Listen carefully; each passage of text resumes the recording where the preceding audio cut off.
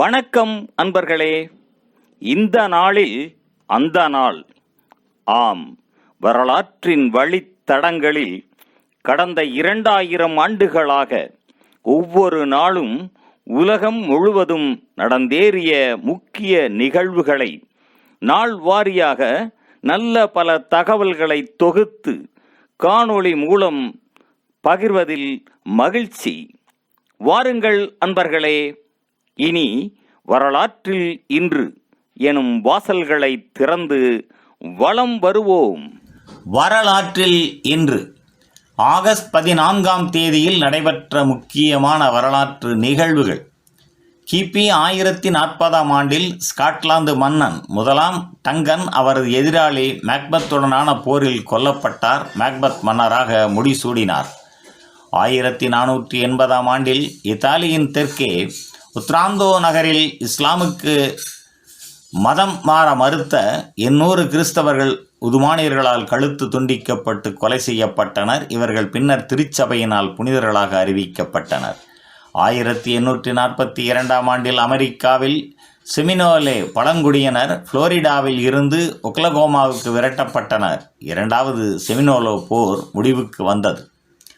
1888ஆம் ஆண்டில் ஆங்கிலேய இசையமைப்பாளர் ஆர்தர் சலிவனின் த லாஸ்ட் கோர்ட் என்ற ஒளிப்பதிவு லண்டனில் தாமஸ் ஆல்வா எடிசனின் கிராமபோன் அறிமுக நிகழ்வில் இசைக்கப்பட்டது. 1893ஆம் ஆண்டில் வாகன பதிவை பிரான்சு உலகில் முதலாக அறிவித்த நாடாக அமுல்படுத்தியது. 1900ஆம் ஆண்டில் Japan, Russia, Britannia, France, America, Germany, Italy, Austria, Hungary ஆகிய 8 நாடுகள் இணைந்து சீனாவின் பெய்ஜிங் நகரை ஆக்கிரமித்தன.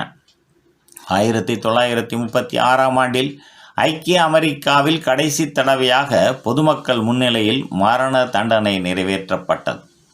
1937ஆம் ஆண்டில் இரண்டாம் சீன ஜப்பானிய போரில் 6 ஜப்பானிய விமானங்கள் சீனாவினால் சுட்டு வீழ்த்தப்பட்டன.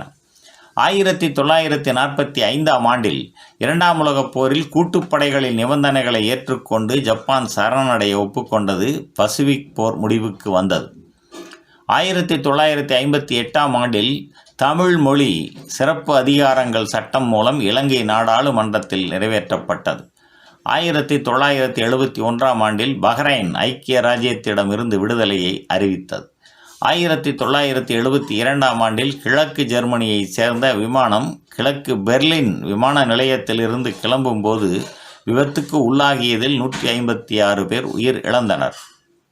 1980ஆம் ஆண்டில் போலந்தில் தொழிற்சங்க தலைவர் லேக் வலேசா தலைமையில் வேலை நிறுத்தம் தொடங்கப்பட்டது.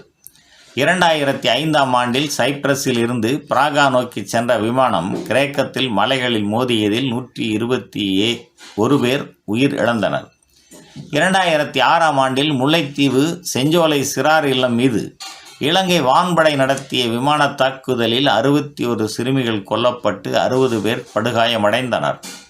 2007ஆம் ஆண்டில் ஈராக்கில் கட்டானியா என்ற இடத்தில் இடம்பெற்ற 4 தொடர் குண்டு வெடிப்புகளில் 334 பேர் கொல்லப்பட்டனர்.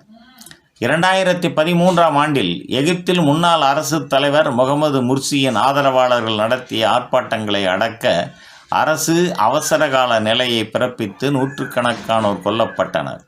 2015ஆம் ஆண்டில் கியூபாவில் ஹவானா நகரில் 54 ஆண்டுகளின் பின்னர் ஐக்கிய அமெரிக்கா தனது தூதரகத்தை திறந்தது. 2018ஆம் ஆண்டில் இத்தாலி செனோவா நகரில் பாலமொன்று இடிந்து விழுந்ததில் 35 பேர் உயிர் இழந்தனர். மேலும் ஆகஸ்ட் 14ஆம் நாளானது பாகிஸ்தான் விடுதலை தினமாகவும் அனுசரிக்கப்படுவது குறிப்பிடத்தக்கதாகும். நன்று நண்பர்களே. மற்ற நாட்களுக்கான வரலாற்று நிகழ்வுகளை பிரிதொரு காணொளியில் காண்போம். நன்றி, வணக்கம்.